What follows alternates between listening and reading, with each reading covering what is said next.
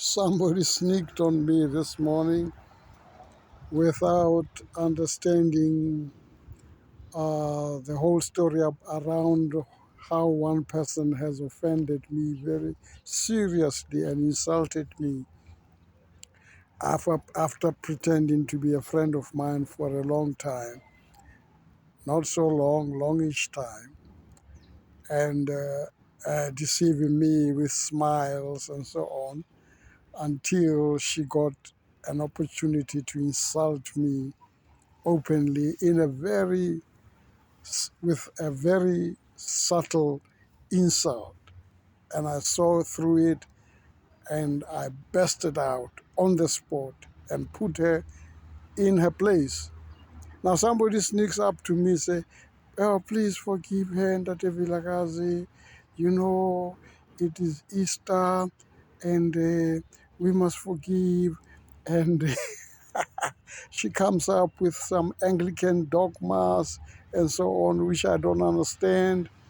And in the meanwhile, what was what also came up in my mind, very strongly in my mind, I asked myself a question, and I did voice it to her. I said, I don't remember my mother, because my mother was my profound teacher. I don't remember my mother saying to me, I must just forgive, and using words like "let the sleeping dogs lie." I don't remember that, man. And my mother was a very peaceful person. Very, never would never hurt a fly if she could.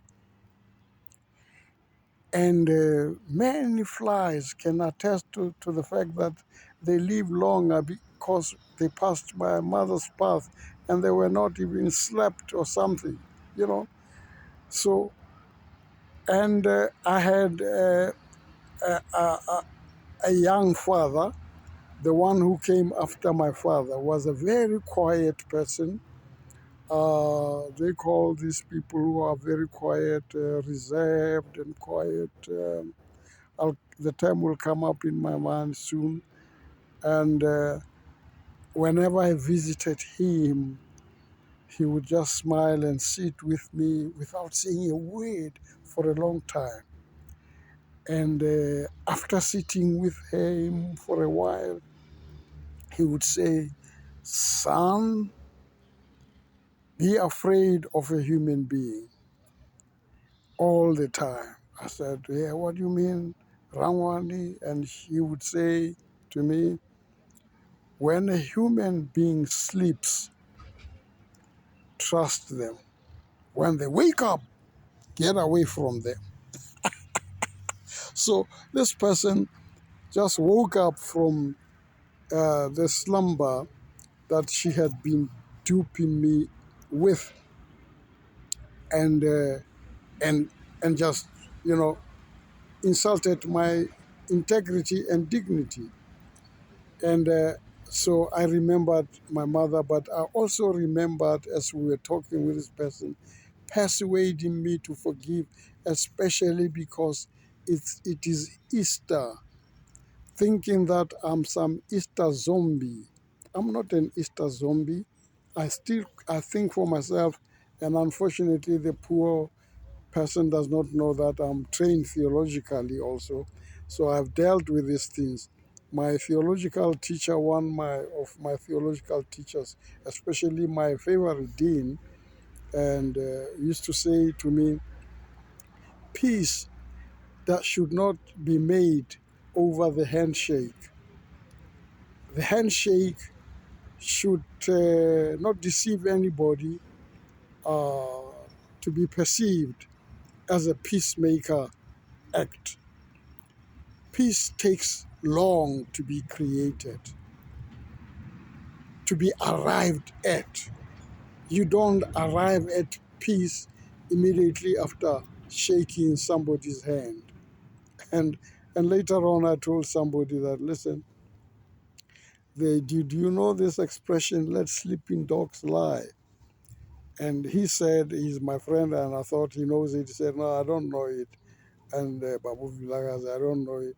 But then as we were going on and going on, he says, man, he ultimately said, Babu Vilakazi, man, if the dogs are sleeping, let them sleep, and if you can remove them from your space while they're sleeping, remove them in their slumber or even deep sleep.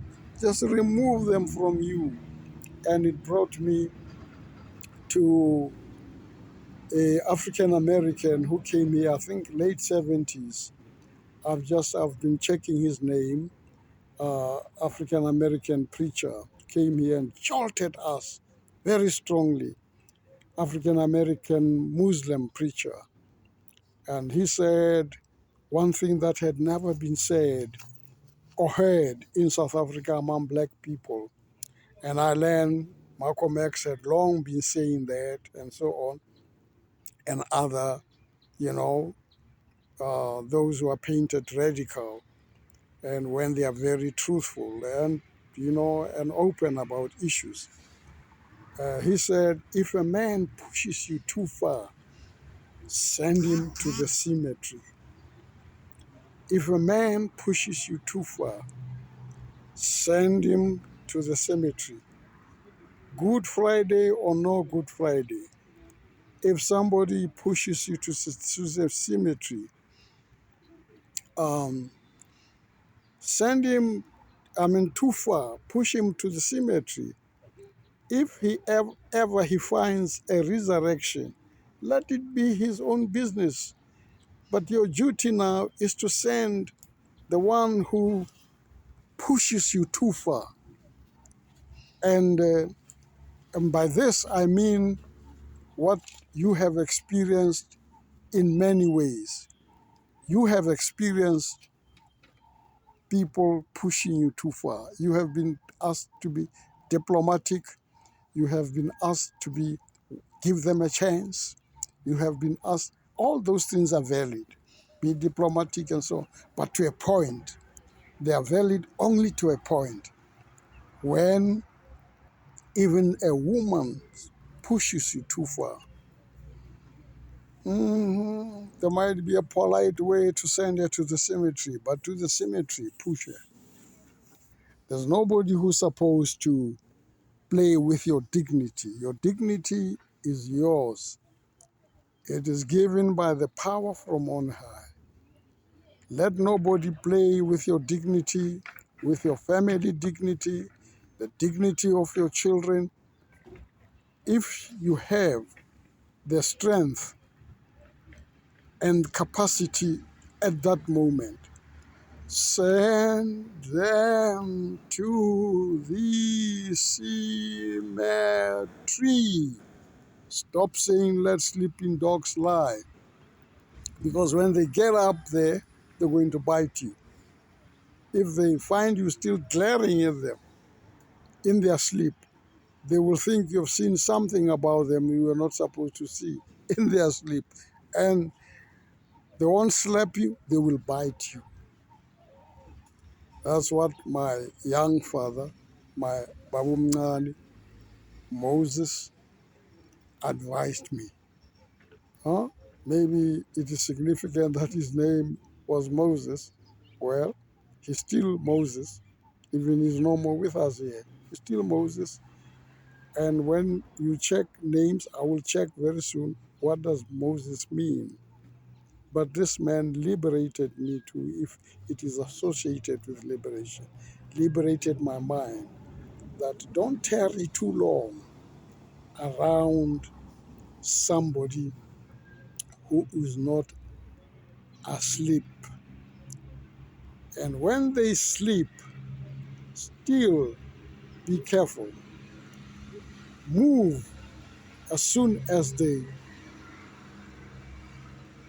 open their eyes, as soon as they rise from their sleep.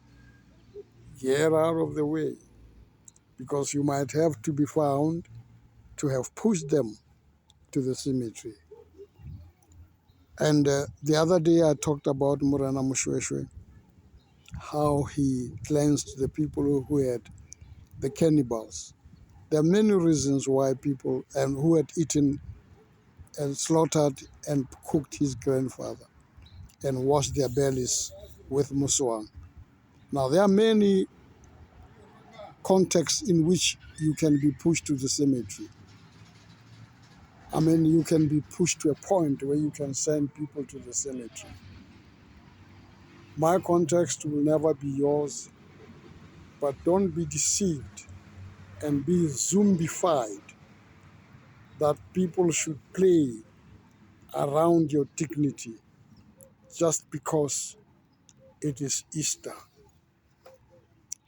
Somebody came and offered folk that I stay with Easter eggs.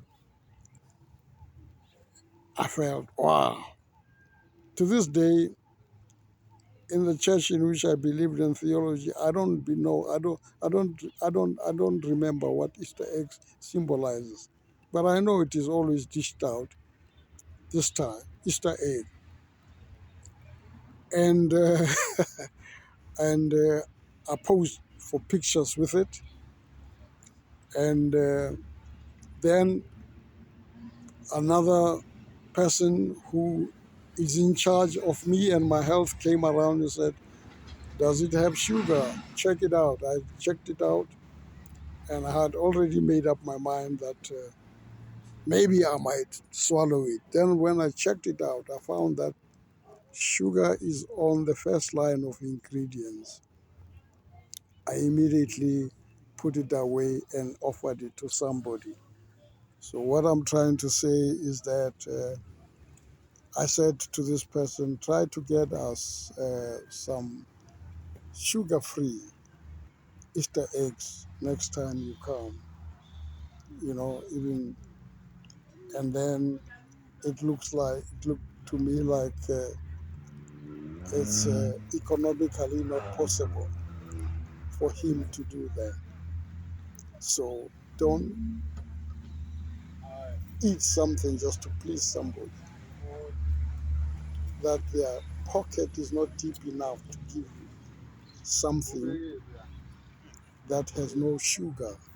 Sugar is from cane, sugar cane, and that is dangerous. Thank you.